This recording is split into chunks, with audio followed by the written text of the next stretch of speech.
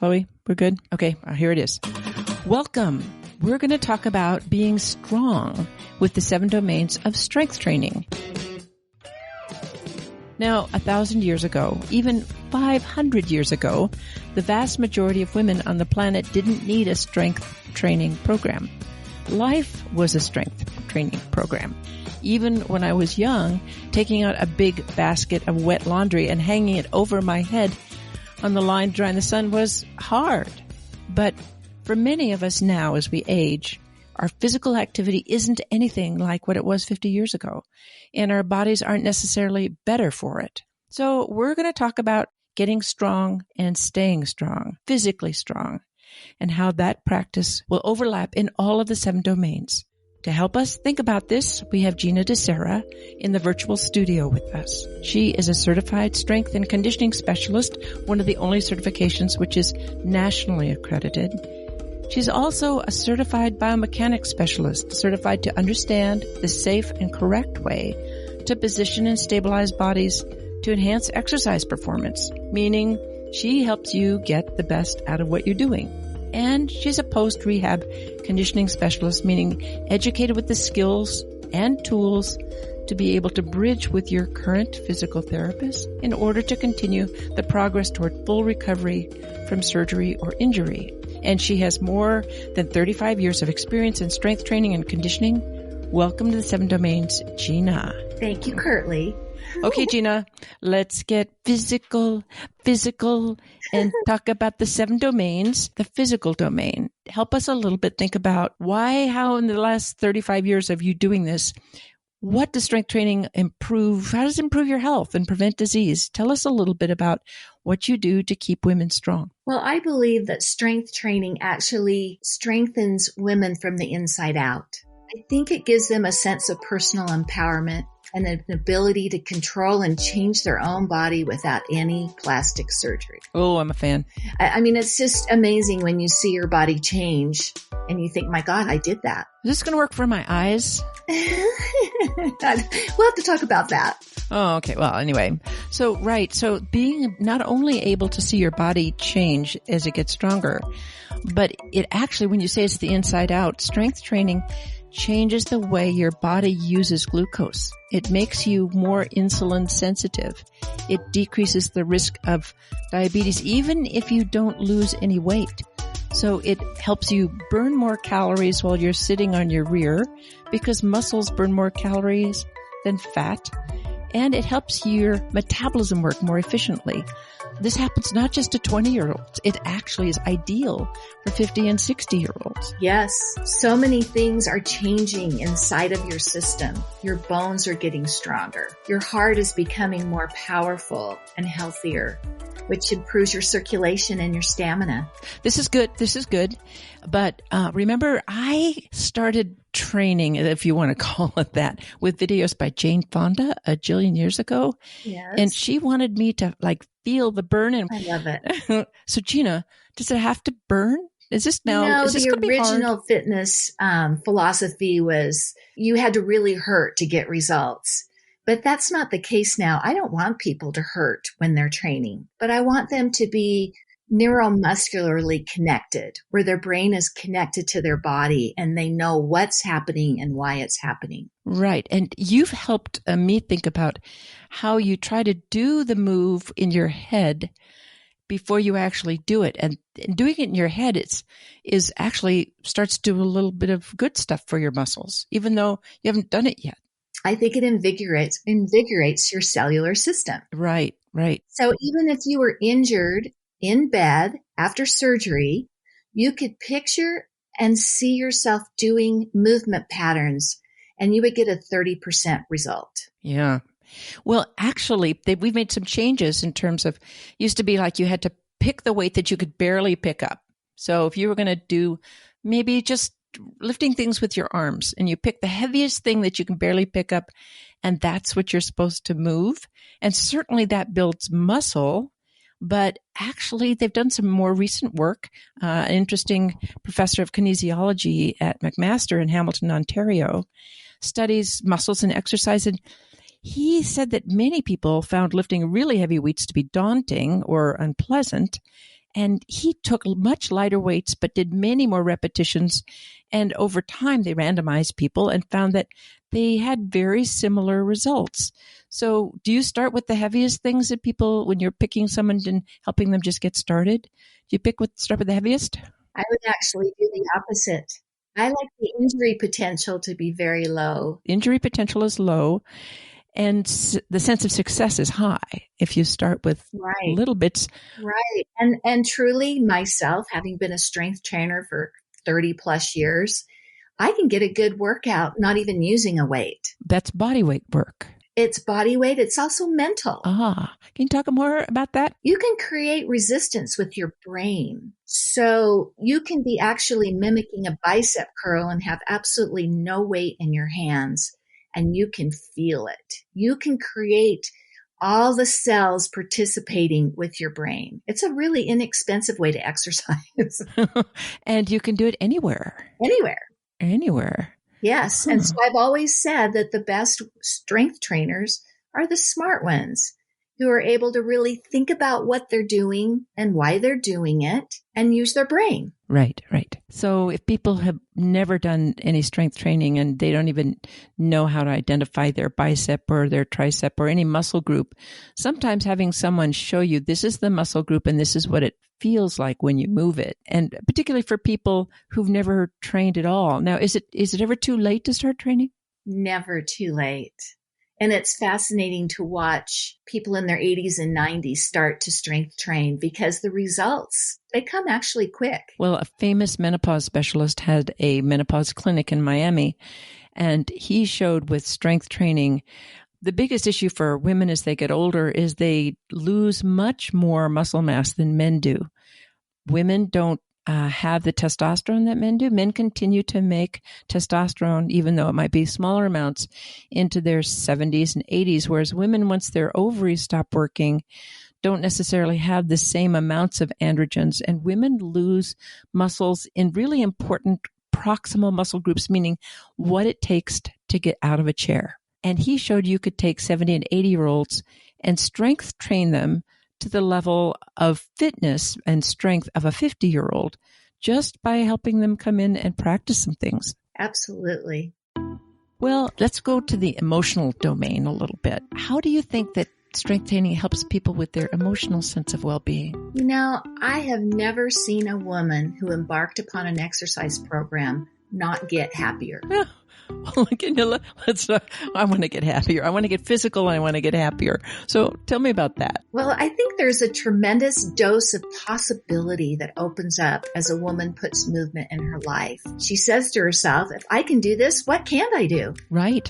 I mean, even me as a person who loves to exercise, there are days when I go, I just don't feel like doing it. I put up barriers. I don't have the time.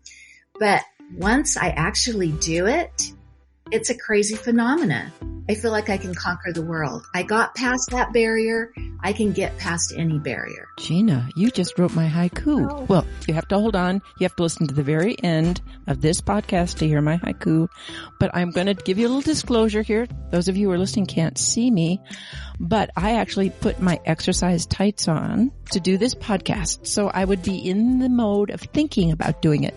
Because sometimes emotionally, when you just don't have the energy to do something, just put your tights on. Absolutely. Just put your tights on. And a new pair of tights can do wonders. Well, Gina would be, she would tell you that I wear the same pairs of tights until they totally fall apart and I never buy anything new. So I have my old tights on, but they're still pretty tight. I agree that just moving, we were engineered to move. Yes. And the last 50 years, the combination of computers and television, and of course, there's always been books around, and very few women on the planet have had a very leisurely life, but most people had no choice but to move. Needs to. It's definitely linked with our endorphins. We've always thought about the runner's high, but you don't have to run. Just moving stuff makes you feel better. Absolutely. Because we're really a social species. And the whole business about going to the gym, although under the COVID times, we didn't necessarily go to our gyms, but there are the social domain. There's something social about going to gyms. And Gina, I know once upon a time you did classes with a bunch of people in your class, men and women, right? Yes. And did you make them smile? Did they laugh while they were? We had so much fun. And truly, classes give women a sense of support. The women in the class become their friends. Right. Oftentimes we'd go to coffee after, or we'd have a bowling night. I mean, the friendships are long and lasting from attending classes. There's a gym that I go to that has a very difficult class. That's a 90-minute class, and it's including a lot of weights. So it's both doing some cardio exercises, but it has a lot of strength training. And it's very early in the morning on weekends. And so the young people are not going to get out of bed at 6:30 on a Sunday to do this class. So the average age of this class is probably around 65 to 70. These people are very fit and they're very smart and they all know each other. They all have their own place, they always have their own special place in the class and it is full and they love to see each other and they see each other at the end and they chit chat about their lives and their kids. And it's not a class for sissies. I think these women become their support group. Right. Especially in the domain of exercise. You go necessarily if there's a day you don't feel very much like you want to go, you know that your buddies are going to be there. So you put your tights on and you go do it. Women are more likely to do classes than men. Do you think that's true? I do. And I think it's because women need that social support system even more than men do. Right, especially around exercise. Yeah. The other women become their partners in crime to seek a better life, a healthier life. Well, I'll say the gym often makes me smile and giggle, especially the Zumba classes. Yes. Because the Zumba classes, you've got somebody up in front who's really a great dancer, and you've got 30 people in the class who have, I'll say, a variety of dancing skills, but everybody's smiling while they're wiggling around. It's just adorable. Dancing is fun. I want to shift a little bit to the cognitive domain, the intellectual domain, because that's where we found some data that is really interesting. And I'm going to start with some rats. I'm going to talk about rats first. So this researcher wanted to know how weight training might affect the brain in terms of cognitive work. And of course, they couldn't necessarily take humans because they didn't want to take the brains out and look at various parts. So again, our great debt that we owe the rodent species. So they found some rats. And of course, rats like to run, but they do not like to do weight training. So what they would do is they'd take some little pellets and they had a ladder, so the rats had to climb up the ladder, and they put some pellets tied to the rat's rear end. So the rats had to climb up the ladder, and when they got to the top, they got a Fruit Loop. Now, I don't encourage anyone to eat Fruit Loops, but apparently rats think that Fruit Loops are a really worthy reward. So originally the rats didn't like to do it, and then they started climbing willingly for the Fruit Loop, and then they actually stopped giving them Fruit Loops because that may have been affecting cognitive function. And they found that the rats wanted to do more and more. And then they gave some of the rats this inflammation that was going to make their brain inflamed, kind of mimicking Alzheimer's.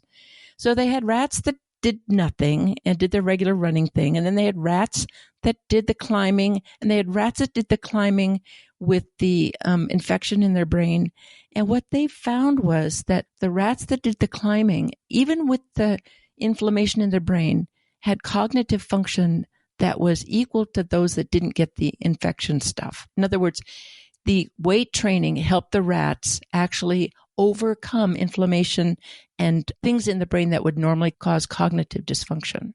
There you go. And so it turns out that these rats, when they had done the hard work of increasing their weights, and then they had to run mazes and do difficult things and remember rat kinds of stuff, they did better than the rats that just ran in the mazes. Actually, I recall training a gentleman who had recently suffered multiple strokes. And for the first 10 sessions, he hardly spoke to me. I kept thinking, I guess he just doesn't like me. And I kept pushing him. And I pushed him hard because I had been taught that if you push someone hard that has cognitive issues, it'll start invigorating the central nervous system and it will help clear things up. And lo and behold, all of a sudden, this man woke up. The intellectual being of him came forth. It was really beautiful. I saw what an intelligent man he was.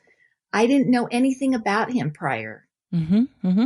He just came alive, and it was great. And I know that studies have shown positive results for MS patients, Parkinson's patients. Really, everyone can benefit with clearer thinking from an awake body. Right, exactly. And another group of researchers took some generally healthy women between the ages of 65 and 75 who were already enrolled in a brain study. So they were already getting brain scans and looking at parts of the brain that might be like pre-Alzheimer's or mini strokes. But these were otherwise healthy women, and they randomized them to no weight training, and they continued their once a week weight training or twice a week or just regular, walking around and trying to keep your balance kinds of training for a year.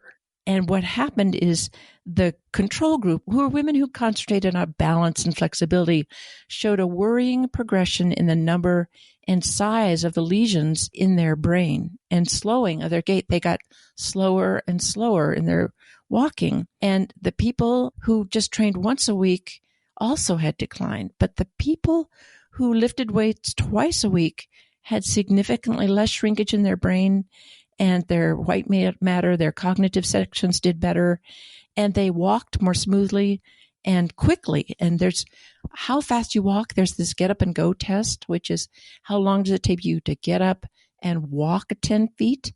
And that's a sign of future fragility and debility. So your ability to get up out of a chair and walk 10 feet is a measurable sign of your physical and cognitive decline.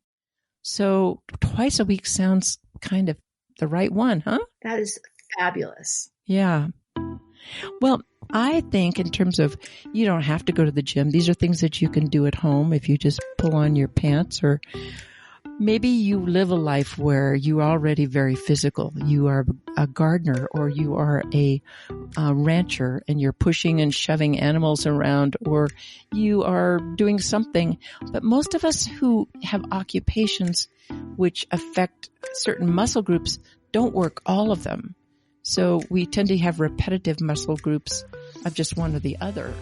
So do you think even people with pretty physical lives should be thinking about moving all of their muscle groups, Gina? You know what I think is important is the symmetry of movement. Oh, talk about that. Even somebody who's an elite cyclist, they're using certain muscles all the time. But a trainer's responsibility, in my opinion, is to make sure the workout is balanced. Most of our lives are lived in front of us. And so I feel the most important muscles to work are the back muscles, the posterior chain. Right. Balance out what happens in life in front of us. Right. Even if you're a gardener or farmer, you tend to do everything in front of you with digging and moving things around or hoeing. Also, certainly lifting, if you do it right, does use your back, but you want a strong back. You want a strong back, absolutely. So that you can do it. Otherwise, that's going to be the fragile link. Right. I think about the environment in which people might do this kind of exercise.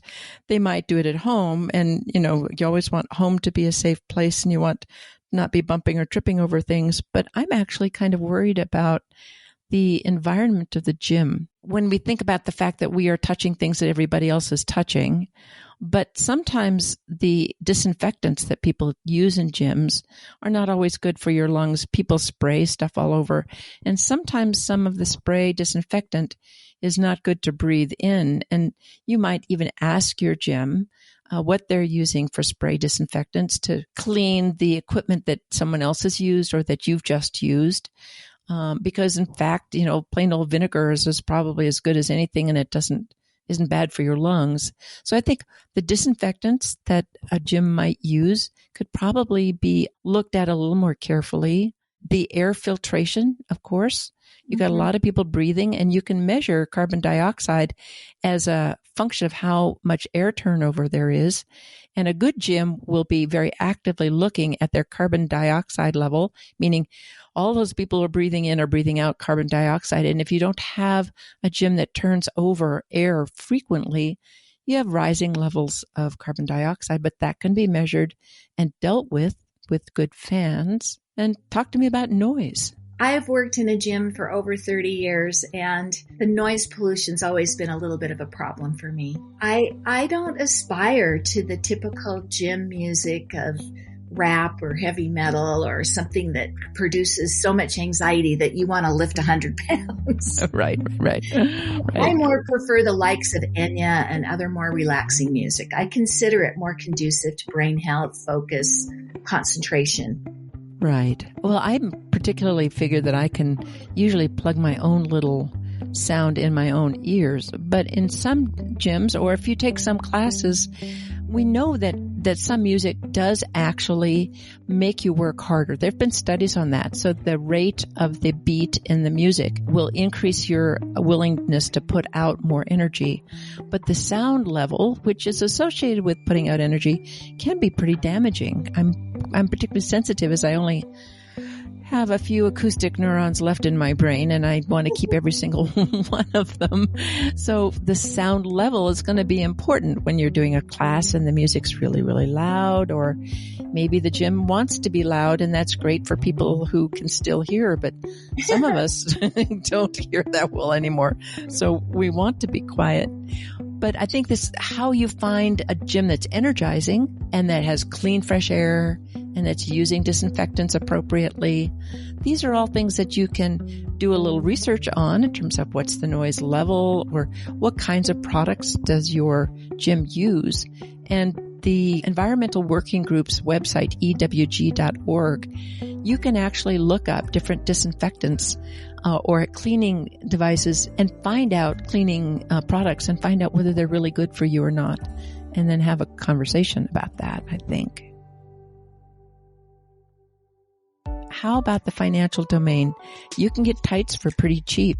And you've talked about doing weight training just with your body weight. I think someone can get a workout with very little, with their body. Using body weight, it doesn't take much to get a good workout. A couple of kettlebells and off you go. And if you don't have kettlebells, how about half-gallon milk jugs? Right. You know, something you can get grip on, and you can drink the milk after. Or once the milk's empty, you can just fill them with water. Right, exactly. But you know, where there's a will, there's a way. And during COVID, so many people did push-ups and squats without any weight bearing. Right. You know, they just found something in their house that weighed something, you know, a few books. Well, there are a number of YouTube videos on, 9-minute strength training. And so there are some or strength training for beginners at home. So there are a number of videos, but I do think you can do it for almost no money if you have the will.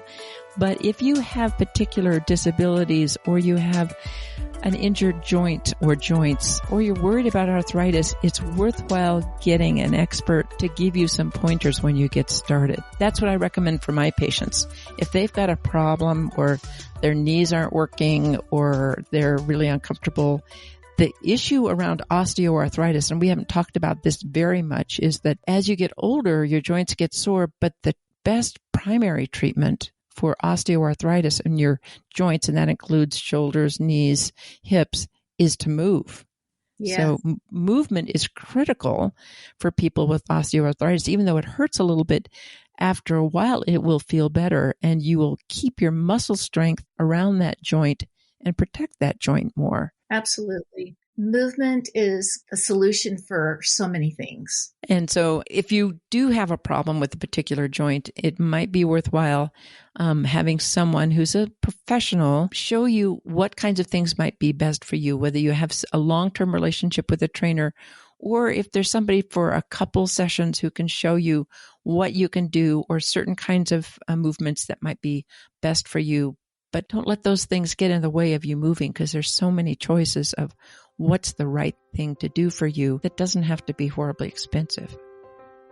Well, as we think about the end, Gina, you've often talked about how strength training helps people connect with their inner ability to do something larger. That's what I consider is the spiritual domain. I so believe in that. I just feel like life is in session, and it's often not easy. But you put movement in your life, you conquer the little small things of getting in control of your body, and suddenly you have hope. Once you can make a little step forward and you realize you're strong, you realize that you have the energy to do something for someone else or some other part of your life, then your connection with your community and with the parts of the world that are bigger than you seems very reassuring rather than daunting, I think. I think it really puts a lift in your step.